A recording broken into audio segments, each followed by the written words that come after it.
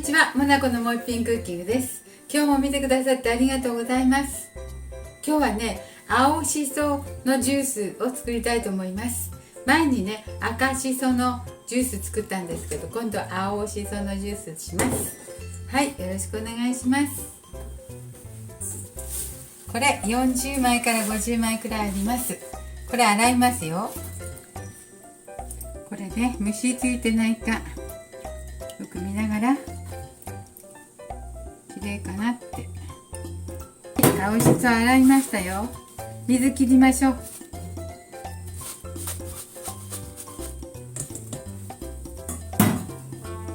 はい、鍋に 500cc 水入れます。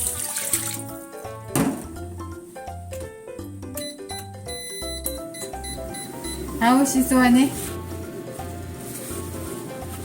40枚から50枚取ってきたので、これを入れます。5分から10分。ちょっとしそのエキスを出していきます。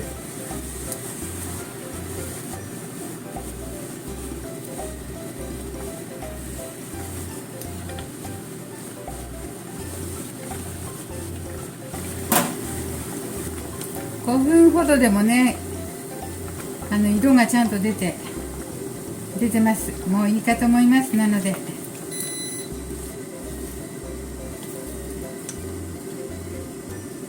こしますよ。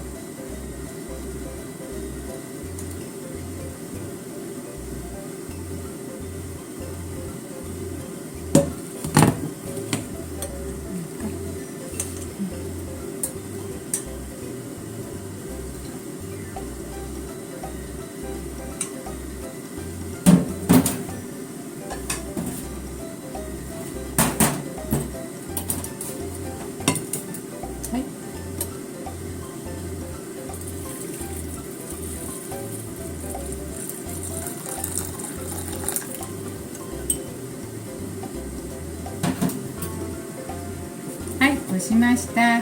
これにね、ちょっとお砂糖入れときましょう。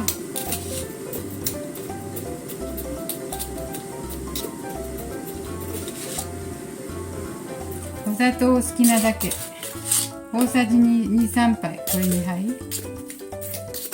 きび砂糖しました。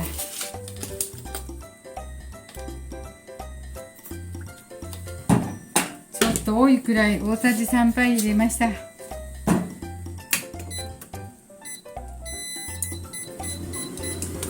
そしてお砂糖を溶かしてすぐ溶けるね。お砂糖溶けたらちょっと冷まして、ちょっと冷めたところで酢、これ 80cc ぐらいある酢を入れますね。そしてよいしょ、この瓶に入れておきます。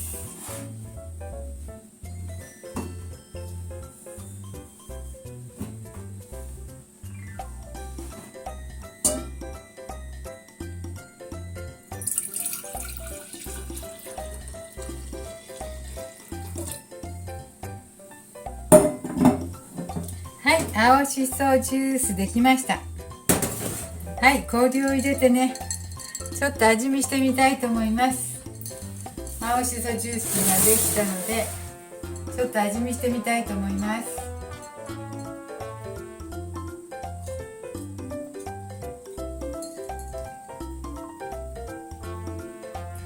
ちょっと酸っぱくって、甘みも強くなくって、すごく飲みやすいです。おいしいです。